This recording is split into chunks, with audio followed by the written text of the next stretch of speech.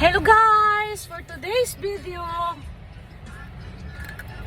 pupunta ako sa Dog City kasi wala na namang dog food ang aking mga alaga. At saka, hindi ko rin sila malsaingan ng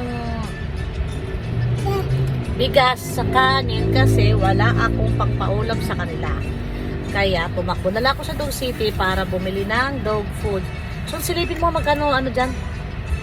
Litro. Magdagdag tayo kahit 500. Kaysa pupunta pa tayo doon. Sa bagay, mas mura talaga doon. Malapit lang ba? Diba dyan na tayo dadaan? Tignan mo nga dyan, baka mas mura kung mga, kasi 59 yung huli kong paggas eh. Pag nakadaan kasi ako ng Petron, tapos tinitignan ko yung presyo kasi sa Petron Ed sa main 68 nung huli ako nagpagas eh. Ewan ko, hindi ko napansin. Dito kasi sa Erod tsaka sa Scout, meron kasi kaming pinapagasan dito na mura. As in, mura talaga siya ng 3 pesos, 4 pesos. Siguro yung lupa sa kanila, hindi sila nagre-rent kaya mura.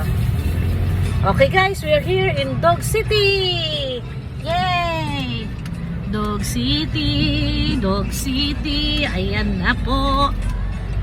Okay guys, tanggal muna tayo ng seatbelt. Ayan, tsaka seatbelt.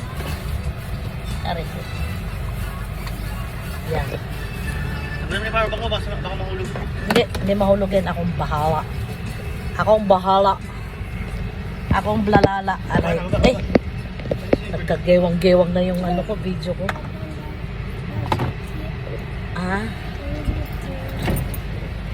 Okay. Bababa na tayo guys. Bababa na tayo sa Dog City. Ay, salamat naman kuya. Pinayungan kami ni kuya.